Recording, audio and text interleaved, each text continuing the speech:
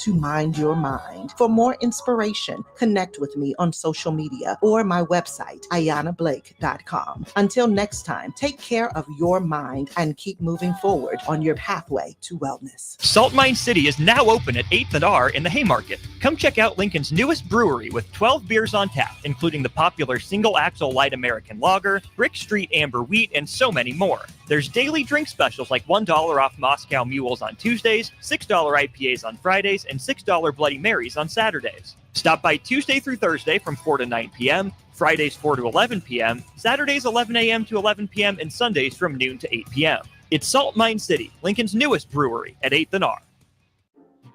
Start your New Year's Eve celebrations with the Lincoln Stars when they host the Omaha Lancers on Tuesday, December 31st at the Icebox. The puck drops at 6:05 for our first home rivalry matchup of the season, giving you plenty of time to cheer on the Stars before ringing in the new year. You can purchase single game tickets or a rivalry package to secure seats for 3 home matchups with Omaha now at LincolnStars.com. Empower a child today with the Teammates Mentoring Program. Hope is only a conversation away when you choose to share your talent, time, and heart with a child. Together, you can build a relationship based on strengths and chart a brighter future, 1 week at a time. Find out how you can be a mentor by visiting LincolnTeammates.org. Become what you needed as a kid by joining the Teammates Mentoring Program today. Are you looking to upgrade or improve the garage door on your home? This is Cameron Hall of Doors Plus. At Doors Plus, we guarantee to offer a wide selection of options from 5 leading garage door manufacturers as we deliver a free estimate, exact measurements, and rapid installation with a 3 to 5 week time frame. When you choose Doors Plus for your residential garage door needs, you'll work with our experienced technicians and be ensured that your new door seamlessly complements your home. Give us a call at 402-590-5800 or visit us online at DoorsPlusLLC.com. Doors Plus, garage doors and more. When you need a new water heater, nothing beats the ProLine family of water heaters from A.O. Smith. ProLine models are built using commercial-grade components, meaning they're built to help you tackle your toughest days. No matter if you need a gas or electric model, A.O. Smith has a ProLine unit for you. A.O. Smith, innovation has a name. Call John Henry's at 402-435-5555 for a great deal on a water heater today. Again, that's 402-435-5555. Are you a veteran looking for a new companion animal? A dog, a cat, or maybe something else?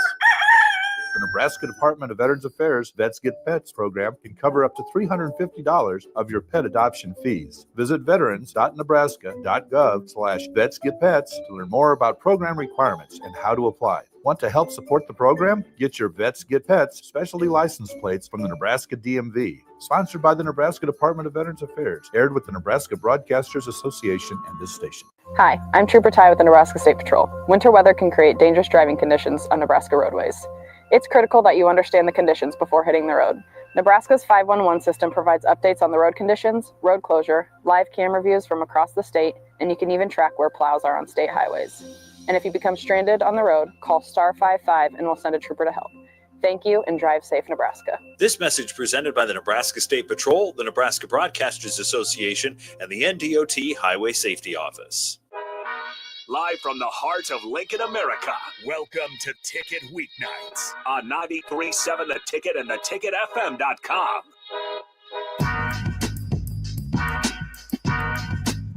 All right, welcome in to Ticket Weeknights. Harrison Arns on the ones and twos. As always, this is the Husker Football Hour with one and only Tom Shatel of the Omaha World Herald, filling in for Austin Orman, as Austin Orman going to be watching some Husker basketball down at Pinnacle Bank Arena, as they got a matchup tonight at 8 o'clock. And me and us will have the post game for that one as well, so be sure to tune in for that one. Real quick, cleaning up here a few things. We got a couple Beatrice Bakery cakes here for you guys. And in the mood of this hour, since there is a important player, well, some might consider important, just hit the portal. We got 2 cakes away here, strawberry daiquiri and then a chocolate raspberry rum cake. First 2 texters to tell me who that player who just hit the portal out of Nebraska, I'll write those down for you guys. So 402-464-5685, who was that player for Nebraska that just hit the portal? Let's go ahead and bring him in. Tom Shatel of the Omaha World Herald. How's it going on this Monday night after a Husker win on Saturday, beating Boston College 15-20? Hey, Harrison. It's going great. First of all, it was good to see Nebraska back in a bowl game. I'd forgotten what that's like, and it was just really cool to see him win. It was a hell of a win. I just for an old cynic like me, you'd say, well, they win the Yankee Bowl. That's what they're supposed to do. But you know what? I look around college football now, and all I see is anger. And people mad. They're mad at the ESPN. They're mad at the SEC. They didn't get the right playoff teams in. They're mad about NIL and the portal. They're really mad about the portal and all the things that are happening during bowl season and playoff. And it's one thing after another. I mean, there's somebody even got mad about Dylan Raiola running around celebrating. I mean, for God's sakes, it's ridiculous. So I'm at the point now where I'm saying embrace every victory, embrace all of them. And is the goal to get to the playoff one day? Yes. Is it going to be like the old days where you go every year? No. So let me just say, try to go to a bowl every year and embrace all of it, because I just loved watching Ramir Johnson and Ty Robertson, all those guys celebrating on the stand and with the red confetti flowing around. At first it was green. I didn't understand why it was green confetti, but forget about it. It didn't matter. It was confetti. And these guys were celebrating. And then later on there were photos in the locker room of guys smoking cigars. Just like, that's what it's all about. So we haven't seen joy around here in a long time. And I felt joy around Husker fans, and I felt joy. I certainly felt it watching the scenes from New York. Yeah, absolutely. And, it's definitely the mindset. I'm with you 100%, because you see a lot of anger just around the sport of college football. And when you have an opportunity to celebrate a win, you rarely ever win the whole damn thing. So you got to celebrate the wins that you do get. And as far as the green confetti, I think that was in reference to mower clippings, considering it was the Bad Boy Mowers Pinstripe Bowl. That's my wild swing at it, because I had the exact same thought. That's my assumption why it was green. But no, it was cool. And we'll dive into the details, some of the really cool storylines. Obviously, the Ramir Johnson one wasn't a narrative at all heading into it. But obviously, after the fact, you heard Matt Rule at the press conference go ahead and speak up about it. And then also some young guys showing up, filling in those spots that were left open, evaluation period for them. But before we dive into that, just how much was at stake here for Nebraska to either finish the season 7-6 or lose this game and happen to go into the offseason at 6-7? Yeah, I think there's a lot at stake. I mean, to me, there's a big difference between 7-6 and 6-7, especially when you haven't had a winning season since 2016. So, a winning season, which means a bowl game, but winning season should be the baseline for this program. I don't care about playoff bids or Big Ten titles or any, the big bowls. Those are all great. Those are going to be harder than hell to get to all the time, especially with the portal when you're remaking your rosters seemingly every year, having to start over until the rules of all that madness change. It's going to be hard to know what to expect. But I think the expectation should always be winning season. So that was big. I just think it's time to get back into habits of winning big games. They got 3 big wins this year. Colorado, big game, had to have it. Wisconsin, big game, had to go to had to qualify for a bowl, had to beat somebody you hadn't beaten 10 years or whatever it was. These were the big games circled on the schedule. And yes, there were other, Indiana was bad. Ohio State was tough.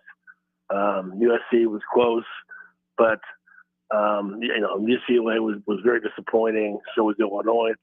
But the Wisconsin game, because of who it was, felt big.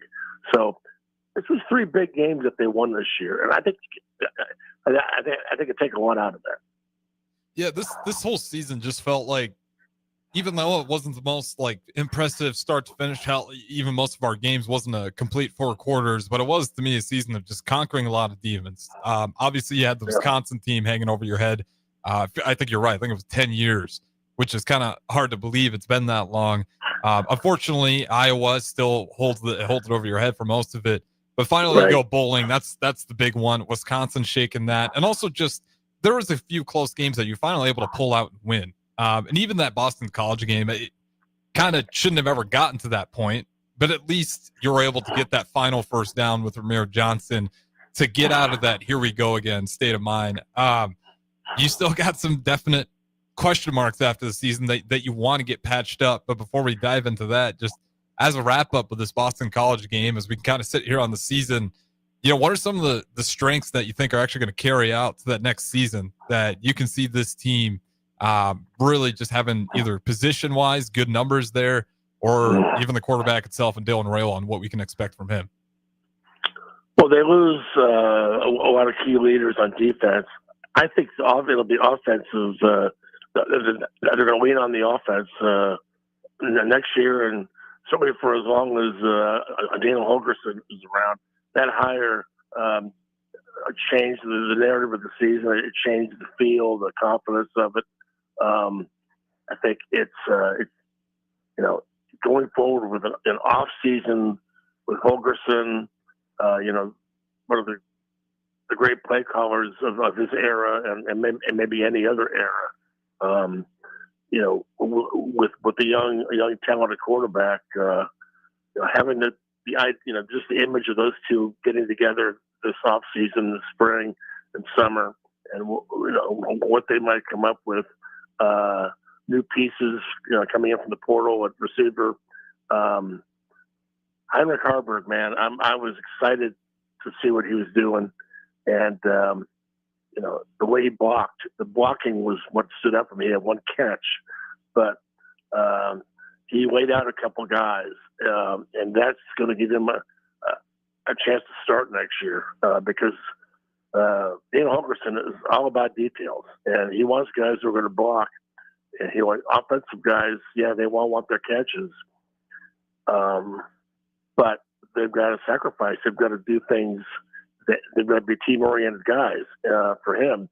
And it's funny. We always think of the air raid. We think of him as air raid, and air raid just about all passing and sort of the football finesse things. Mm-hmm. But he's about getting dirty and the grind stuff. He's about the dirty work, and I love that about him. And so that they need that discipline on offense. So I think offense is where it starts next year. We got a nice glimpse of what the defense might be. It's early, but watching Shavers running around, watching everybody attack, the blitzing. They swarmed. That's a good effort by John Butler without not much time to work with in taking over for a coordinator who'd been there for 2 years. So, with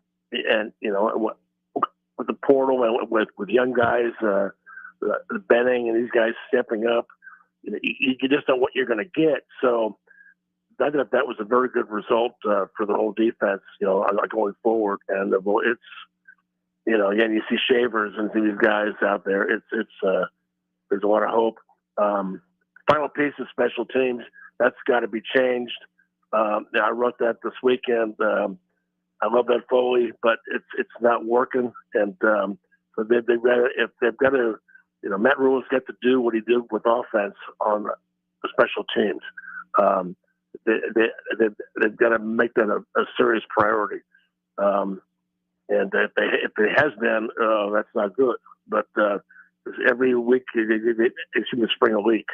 Now there have been good things, but that thing on Saturday almost cost them the game. So, so I think going forward, a lot of hope, most of it on offense. But it's about players at this point. Year 2 to year 3, upgrade the talent more. They've upgraded the coaching, upgrade the talent. more will be expected. But these guys are veterans. They know what it's supposed to look like, and they know what they're supposed to do. So it's the most experienced coaching staff Nebraska's had since Osborne and Solich. I mean, it's not even close. We've watched. By the way, I don't know if you heard me on Monday nights. I tend to just go on and on and on. So if you need to shut me down, we got a lot to talk about, and you're honestly hitting a lot of the points I want to get to. So keep going. So I try to drive Austin crazy. I just go, and it takes up a whole hour. It's an amazing thing. But this is the most experienced coaching staff they've had since those days. We've seen plenty of head coaches bring their buddies and younger guys with a lot of promise, but not much experience. And certainly wish, there are a couple younger head coaches in the past who could have surrounded themselves with older guys and chose not to. There's Matt Rule, who's an experienced guy, who's bringing in Phil Snow. John Butler is a guy who's been around. Daniel Holgerson, been around a long time. So if you're a Husker fan, you got to feel good about where the hands that this program is in right now. So, and then they're bringing in younger guys to bring energy and recruiting, and certainly when you've been the defensive line coach for the Kansas City Chiefs, Andy Reid doesn't hire bad coaches. So that's a very positive development. So I don't want to get too excited. Nebraska always wins the off season, but there are some legitimate reasons to be excited going forward. Yeah, and the experience of that coaching staff is certainly a massive one for me. And I do think John Butler being the new defensive coordinator certainly helps. You get a guy in-house, and hearing Matt Rule speak on kind of wanting to keep that same 3-3-5 defense helps to have a guy in John Butler who's there with Tony White, kind of helped evolve that entire thing together. Him there as the DC, I didn't see a whole lot of drop-off. Now, you still had a lot of the guys that were running that same system with Tony White all year, but you also saw some of the young guys that we mentioned, a couple of the Omaha guys. You saw Caleb Benning. You see Shavers make some plays in there. And even Jones. I don't want to leave out Jones either. But you saw the younger guys being able to go in there and make an impact very similar. Now, obviously, you still kind of had the big game from Robinson, which I don't know how you're going to replace that to get another guy like Ty Robinson, who really had a fantastic game and a pancake to top off his career at Nebraska. That, to me, is going to be the biggest challenge. They looked good. They all had plenty of flashes, but how consistent can that be through next season? To me, this offense is where it's really, to your point, they're going to have to be the leaders of this team. And you mentioned one of the coaches, Phil Snow. When you hear the title associate head coach, what does that really all entail for Phil Snow and his role with Nebraska? Well, it means you walk around and you observe. You're in the meetings. You're watching film. You're another pair of eyes and ears for John Butler, who, for all his years of experience around Bill O'Brien and the NFL with the Bills, Penn State, he's been a coordinator 1 year, and that was back in 2013. So it's help for him. It's just I guess you just can't have enough of that kind of stuff in the room. You just can't. And Daniel Holgerson is as good as it gets. And so, but yeah, I think it enables Matt Rule to be the CEO, and he's done a good job of it. He had a challenge this year with his offense. What's the CEO going to do? And he didn't hesitate. So, some would argue it probably should have been done after the year one, but he couldn't get Holgerson after year one. So, I think it's great. And to your point about, you losing Ty Robinson and a Nash Hutmacher, and those are the heart and soul guys. But Nebraska's, one of the I guess the traits of Nebraska football, one of the high marks that they always had over the years was you lose seniors and somebody steps up. Guys who've been waiting 3 or 4 years, the offensive line, when it was their turn, they stepped in and they got the job done. Mm-hmm. And they need to get back to that. The problem is guys don't stay around for 3 or 4 years now. They leave. So there needs to be a balance. If they can get a balance, they get a lot of those guys to stay and develop and step up, and then you plug in holes where you can in the portal. But that's a challenge, and that's what they're trying to do. That's why they have 70 people on staff. It's about retention. It's about making everybody happy, taking care of all the players, but at some point, taking care of all the players means you got to pay them. It isn't about the academic hall or the food, all that stuff. They want the cash. So, and you can't take care of everybody. You can certainly try. Mm-hmm. That's why guys go in the portal.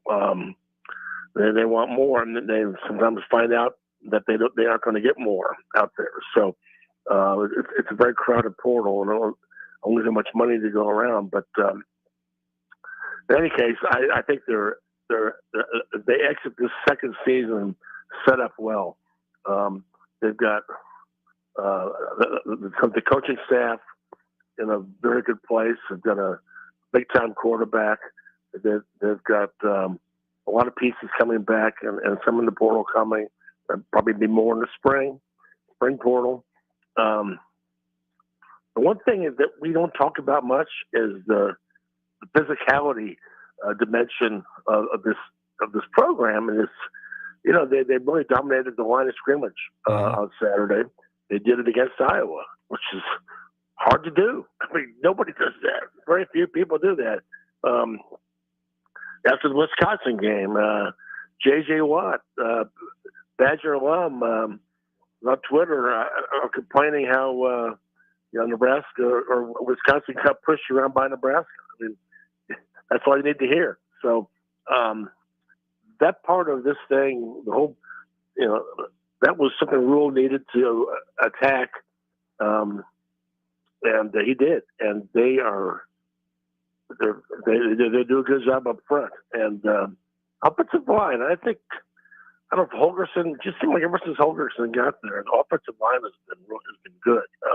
I think he challenged them, and I think that kind of helped, like having mid-season, not only just the offensive line, but even the running backs. It's not he liked them and Dante, but he's like, you guys got to run behind your pads a little bit more, and he was pretty critical on just about every element of the run game, from the wide receivers on the edge to the offensive linemen to the running backs. Yeah. And I think you saw that almost immediately.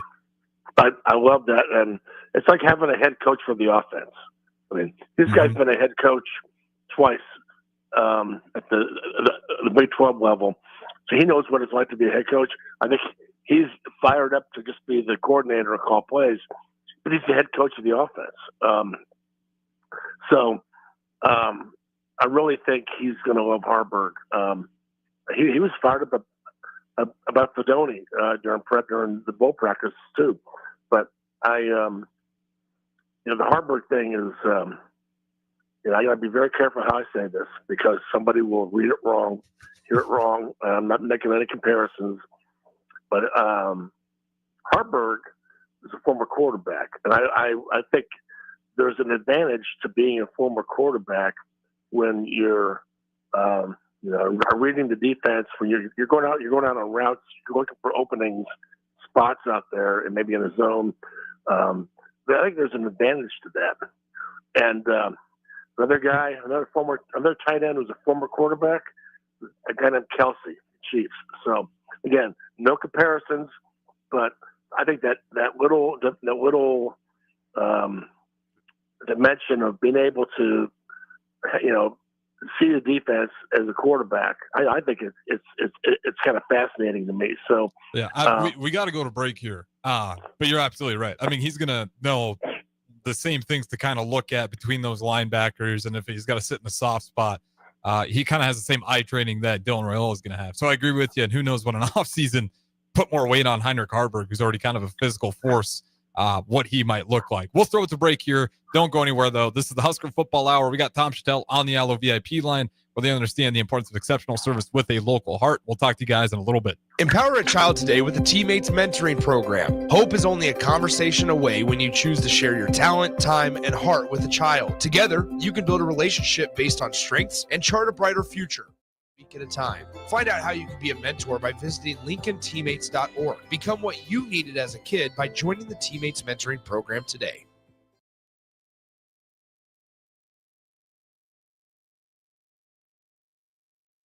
Little ones is a big job, and you do your best to give them a good start every day.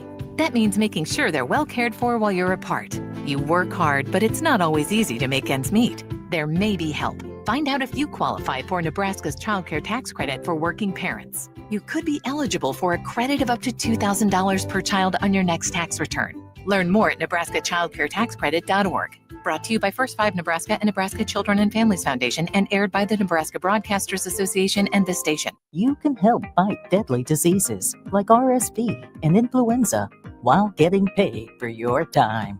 Velocity Clinical Research is now seeking clinical trial participants in your area. Participants can receive compensation for study-related time. No health insurance is needed to join.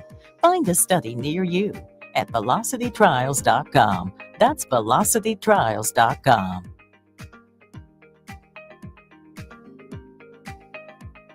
Ryan, with all this red and all these people around, I'm still not seeing the tailgate. Todd Spidell, former body shop owner, terrible driver. We're getting close. Now, did you know with 3 locations in Lincoln and hundreds of years of combined technician experience, we can get Husker fans back on the road even quicker and safer after their tailgate mishaps? Oh, Todd, turn left right here. Left or right? Left, right here. Right?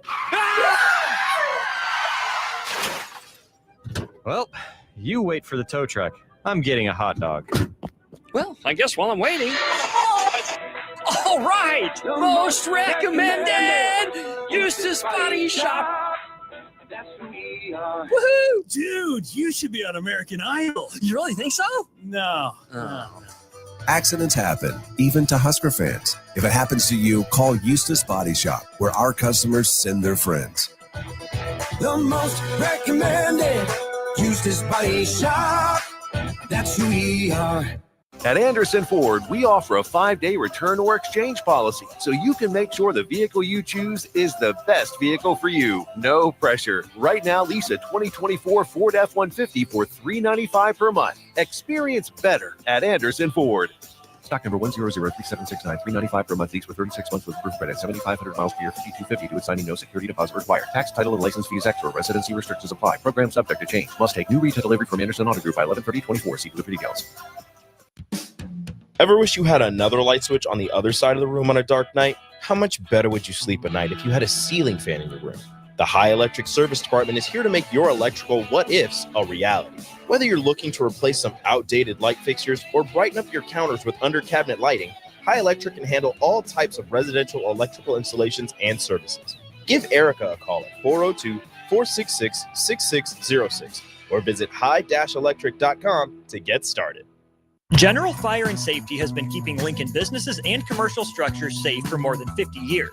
From a simple fire extinguisher to full fire suppression systems, Lincoln has trusted General Fire and Safety to provide top-of-the-line products, installation, and maintenance. If you're starting a new business in a brand new building, call on General Fire and Safety to help you plan a fire safety system that fits the specific needs of your business, employees, and customers. Call General Fire and Safety today at 402-261-0116.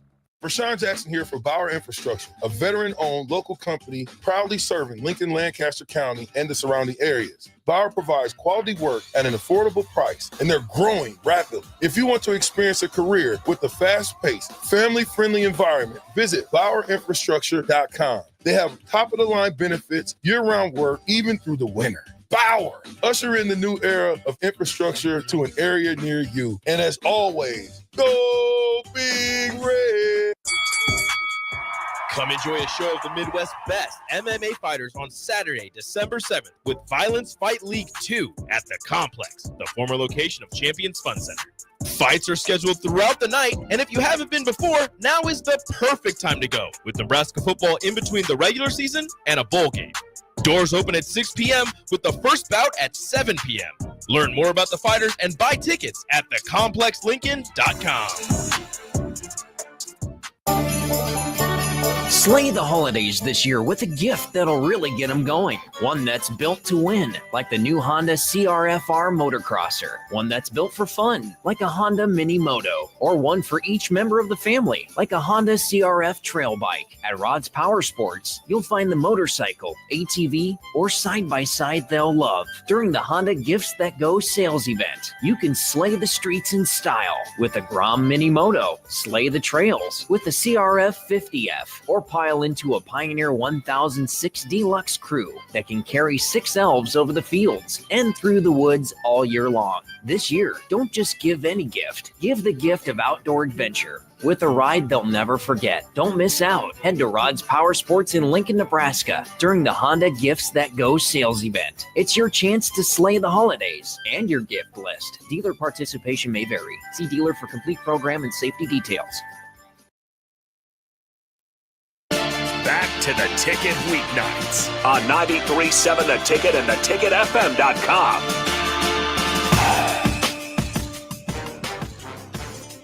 All right, welcome back into Ticket Weeknights. Harrison Arns on the ones and twos. We got Tom Shatel of the Omaha World Herald calling in on the Allo VIP line, where they understand the importance of exceptional service with a local heart. On that first segment there, we kind of talked a lot about just the overall thoughts on Nebraska's win versus Boston College in the Bad Boy Mowers Pinstripe Bowl. They win at 20-15.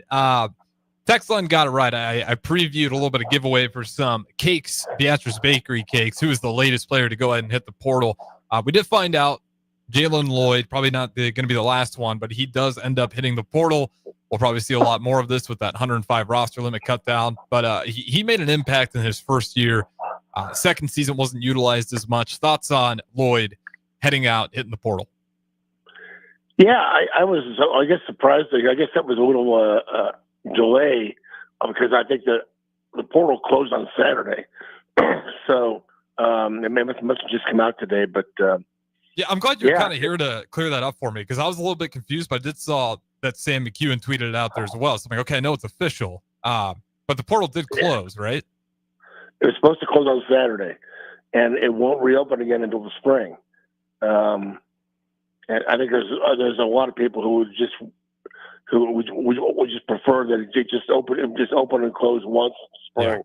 Yeah. But we'll see how that goes. I don't know that this was about money or fit or playing time or where he fit into Dana Holgerson's plan. They're bringing in two experienced quality receivers. Mm-hmm. Again, they did it last year, right? So maybe Jalen's thinking, well, they brought 2 guys in to play last year, so they're bringing 2 more guys in this year. So they must not be happy with me. I have not heard him say that. I'm just wondering if that's going through his head.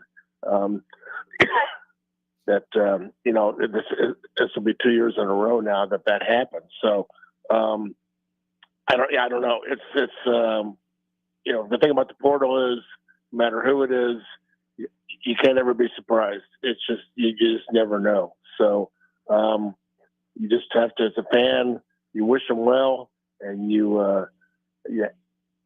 embrace the guys you got. Yeah, that's kind of the best, especially in today's era of college football. You're going to have a lot of headaches if you want to get upset over everyone that's going to hit the portal. Because I've had the experience of doing enough shows with the student athletes and just kind of off-air conversations. You'd be surprised how many players just want out, regardless of what program, whether we're talking basketball, football, swim team, just want to get out, not because of anything the university is doing right or doing wrong, simply because they just want to change. So it's a thing that's entirely impossible just to project the times why they're leaving. A lot of times it's probably money. With Lloyd, I don't know. For me, it seems like it's probably a fit thing, because he really did have what I thought was a remarkable first year. And in that second year with Nayor and Banks coming in, you certainly saw a drop in his usage. And you even saw some other wide receivers really step up. So, with him, like you said, you wish him the best of luck. Hopefully, he'll definitely find a spot with his kind of speed.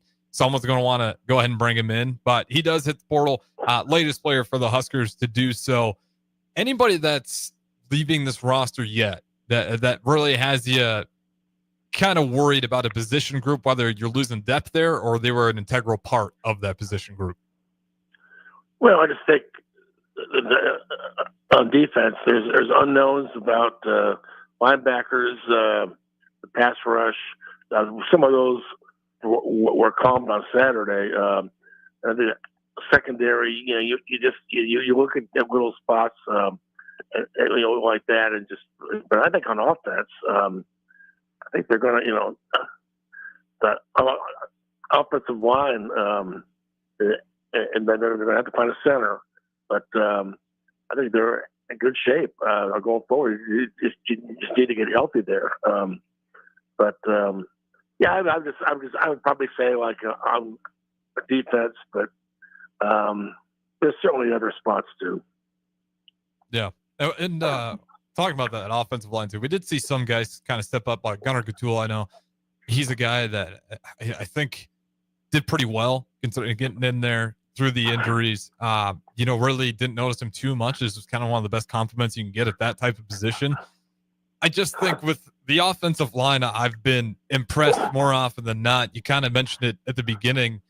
Matt Rule, when he first got here, that was actually, a major thing that everybody knew needed to get fixed was we're just not winning the line of scrimmage nearly enough, let alone on the defensive side of the ball. But the offensive side of the ball was really tough for years for Nebraska. And keeping Raiola there at that offensive line coach was a move that not a lot of people liked. Thoughts on it now, hindsight being 2020, how important it was to go ahead and keep him there at that offensive line coaching position, because I do think we've seen continued development there. And even the young guys that are going to have to step up, and the glimpses we've seen them, they've actually looked like they've held their own pretty well. Yeah, that's why it was important to go to a bowl this year and to go to that game and also win it. Rule, whether he knew it or not, was kind of taking a gamble. I mean, we thought Colorado was taking the gamble. Indiana was taking the gamble. And they all those transfers they brought in, 20 some, they all worked out. They got the bowls and they did well. Indiana lost the playoff game, but they certainly had a great year. And so, Rule was rolling the dice with guys he didn't know, and he was banking on the fact that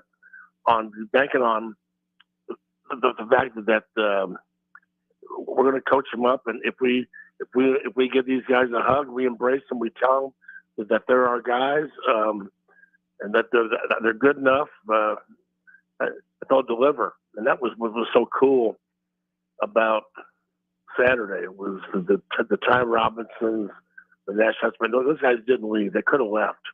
Not only to go pro, but maybe transfer somewhere else. Mm-hmm. And Ramirez Johnson, guys that they and others too, where the Harburg, they could have told a lot of those guys that, go ahead and leave. You're not going to be here. You're not going to be fit in our plans. Or if you want to leave, go ahead. They really embraced him, and that's the bridge to a developmental program. When you put in that sort of mentality, or we're going to coach, we're going to coach who we got, and we're going to coach them up, and I think that's was a big first step. And I think when you go into the portal, again, like Colorado and Indiana did, you're going to lose a bunch, and you're probably going to lose some more, and then you've got to replenish with a whole new team. And so they're not having to do that in Nebraska. They've got to go out and get some in the portal, but they don't have to do that much. And they've got a bunch of guys like Shavers, and we could keep going back to him. But Ja'Cory Barney didn't. He probably could have left, right? Mm-hmm. He's a lot of talent there. He's staying. I'm sure he's getting paid, but he's staying. And it's just things like that are really going to benefit this team. The continuity, the carryover. There's not a lot of it in college football, but there's some in Nebraska now, and I can build on that. Yeah, and I think that's going to be a crucial part. Just not even the football, for sports to come. You're seeing that leak even into March Madness. Like now, when you're watching March Madness, you'll get to the Elite Eight. And the number one thing you notice is continuity between returning players, especially within that starting five. How many of those same starters are from the year prior? Typically, the guys that win it the most, especially in this era, are the teams that have really good continuity. That's why Duke, as great as program they've been, have really struggled to consistently reach that pinnacle. And now I feel like college football, they're seeing a lot of that. I'm curious, if Clemson, because of the role they're taking, they're going to continue to see, they take some lumps and bruises, but they did make it to the college football playoffs. If they continue to see success, and for Nebraska, I think that is a massive deal to have continuity. I mean, you look at teams like Army and Navy, and I'll get your opinion on this, but when I watch Army and Navy, I know they weren't going to beat the best teams in college football, but I think why they saw so much success is exactly that, just continuity. Yeah, and where do those guys go into the portal? To the Air Force or to the Marines? I don't know. But the thing about the portal is not evil. The portal can be a very big boost to a program, and it comes in the fact that you coaches love old guys. They love older guys who've been around. The expression in college basketball and football, get old and stay old. And it's hard to do because people do leave. And when revenue sharing starts next year, it'll be harder. People are going to want bigger salary. They want more money from here or there. But one of the things I really, I'm not going to count on this. I'm not going to even try to think about it, but I would love Dylan Raiola to be here for all 3 years. And maybe if there's a fourth year in college football for him, I hope it's here. Would never count on that or even think about it in today's world. But I'm certainly not going to ask him about it, not going to talk about it. But yes, I am right now. But one of the things I noticed about this year was Nebraska had a hard time with quarterbacks at Illinois, UCLA, and Indiana. Those guys were all like year 5 or year 6 guys. Mm-hmm. They had older quarterbacks, and coaches love those guys. They're very valuable for a good reason. They don't care. That UCLA guy didn't care where he was playing. Neither did the Illinois quarterback. Altmaier, he didn't care. He was sold out, Nebraska, where it's hard to play. He just came in and just started throwing passes around. So I would love to see Raiola get to that point. And can you imagine how good he would be after year 3 or 4? I mean, NFL good. But I'm looking forward to seeing him in year 2 for sure. I think he's going to get a big jump. Yeah, and the one thing you like about Dylan Raiola, especially if you're a paranoid Husker fan, is he does a good job getting rid of that paranoia. He's very vocal about wanting to be the starting quarterback of this team to try to bring us to some remnants of what this program was in the past. Speaking of Dylan Raiola, yeah, man, I hope it's 4 years, but kind of nitpicky. If I had to grade him on the season, I'd probably give him a pretty decent grade, considering he is a true freshman, and that did show at times. But despite that, I mean, especially in that last game versus Boston College, after that interception, responded really well. Ended up playing a very efficient game. That was the only turnover he had. And again, in that Dana Holgerson offense, you think air raid, but they only threw 7 deep balls. And he was 2 for 7 on those deep balls.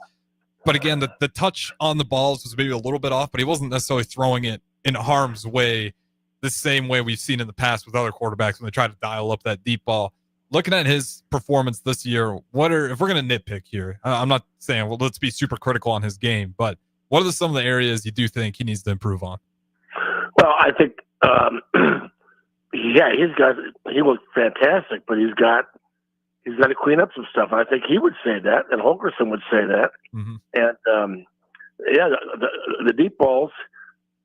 I mean, he throws the deep ball like it's almost a jump ball, like he expects his guy to go get it. And Nebraska did that at times.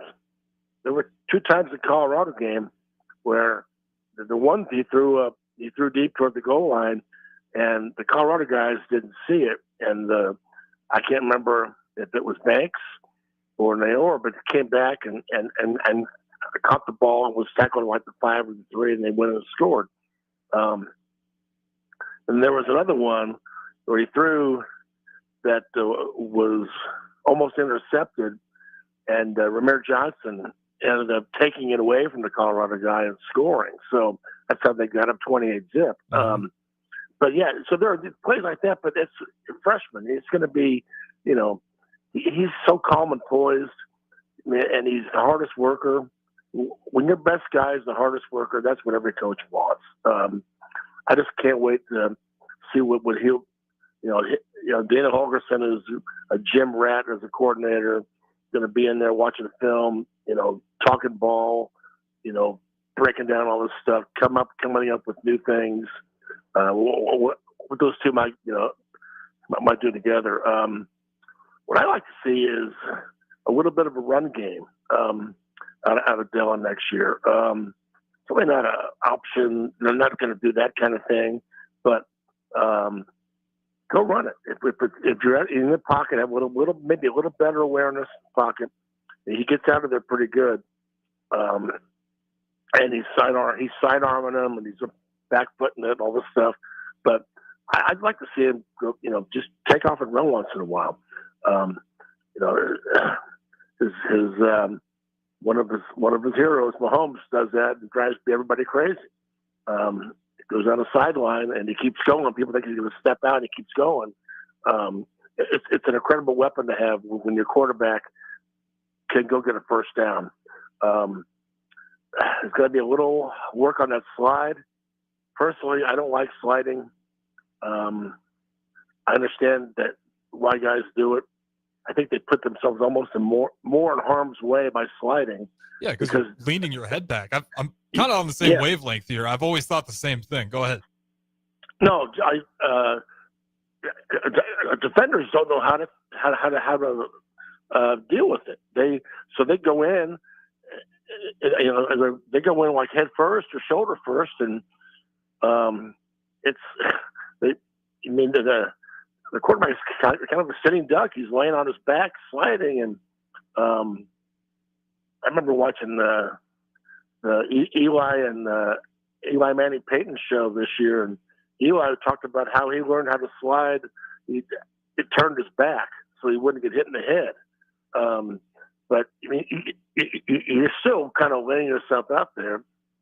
I know there's different offenses, but every Nebraska quarterback I ever watched was deliver the blow, not take it. Eric Crouch, Scott Frost, Tommy Frazier, those guys never slid. Nobody ever thought about sliding. He never did it. Turner Gill, Steve Taylor, these were guys who got hit because they ran the option. They were used to getting hit. And I think the quarterback can get hit without sliding and be just fine. So, well, then you don't have to absorb that entire force. I mean, that's the risk of, when you take that slide and maybe you're a hair too late and that defender's already launched, like you got zero momentum to kind of deflect anything that's coming at you. Like go back to last year with Heinrich Harburg. Yeah, he might not be sliding, but at least when he's getting hit, he's delivering, splitting up some of that force because he's going right at him as well.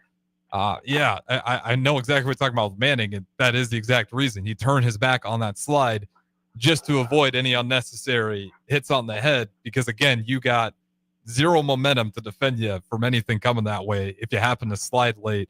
Other things on Dillon Rail, I will say he does so many of the unique things well, the sidearm stuff, just the way it kind of just flies off the hand there where it doesn't really look like he's got to put a whole lot of his body into it.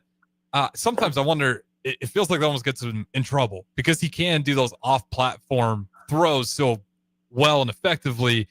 There's a few times where it looks off-platform, and he's just a hair off, a touch too long on a ball. It's like if you just take the extra split second to reset your feet in the pocket, then deliver, I like my chances there. Not that he can't make those off-platform throws, but I think he's almost too good at it to where at times he's almost forcing it, where he could just take the quick split second, reset, and then deliver. Yeah, and I think another year or a full year in Holgerson's offense, there will be a lot of things taught. I think it'll be more precise. There'll be more emphasis on blocking and receivers getting separation and getting open and making catches. And I just think it's bound to help the quarterback. So just times, my only nitpick would be times I feel like he's throwing and expecting a guy to be there. Maybe the guy's not there, or he gets held up, or he didn't run the wrong route. And UCLA interception after halftime. You just wonder if maybe that I could have been prevented somehow. But I'm certainly not the guy to ever tell a quarterback what to do or point out what might have happened. So, but I've covered football long enough to know that there's always two or three things going on in a play where it isn't just one person's fault. So, absolutely. As we wrap things up here, I'll ask you this, a real broad one to finish up the show here. Just final thoughts. Huskers season, they finished the year 2 with Matt Rule. They finished 7-6, not 6-7. First time with a winning season since you go all the way back to 2015. Final thoughts on the Husker football 2024 season. Yeah, it was a heck of a ride. And we had the Colorado game was this immense thing that everybody could take a deep breath and exhale, and the guys got that done. They won a big game. And then they ran into some trouble, and I just feel like it's on track, Harrison. I feel like it's on track. The good news of the year was Rule being the CEO and taking care of the offense when it needed to be, stepping in, showing urgency. Yes, we're developing, but we also need to win. We need to show everybody that's working hard and on the team that we're trying to win. So, and I just feel like it, for that reason, the guys got to the bowl. They beat Wisconsin. All kind of good things happened. But I feel like it was good. It was good chicken soup for the Husker soul to see the guys like Robinson and Romero Johnson. These guys get their reward. They hung around. They stayed. It was about resilience. It was about loyalty. It was about joy. It just, those were good things to see around. Those things we always saw around Nebraska football. It was good to see them again. I think that's a perfect way to wrap things up. And it's simple, but I think you're absolutely right. And that's maybe the only thing Nebraska fans want to hear is it does feel like it's on track. And I think right now, compared to how things have gone in the past, being on track is a great feeling to have. It feels like we've been derailed for quite a while, but Matt Rule does finish the season with a winning record, and it does feel like things are on track. Tom Shatel, appreciate the time as always. Be sure to give him a read, his work with the Omaha World Herald. Tom, appreciate it, and we'll have to do it again sometime. Hey, thanks. Happy New Year. Happy New Year as well. There goes Tom Shatel, like I said, of the Omaha World Herald. But don't go anywhere. We'll keep things rolling. We got DeMornay Piersonell, Don't Punt Hour next. Don't go anywhere. Keeping it live here for Tick Weeknights.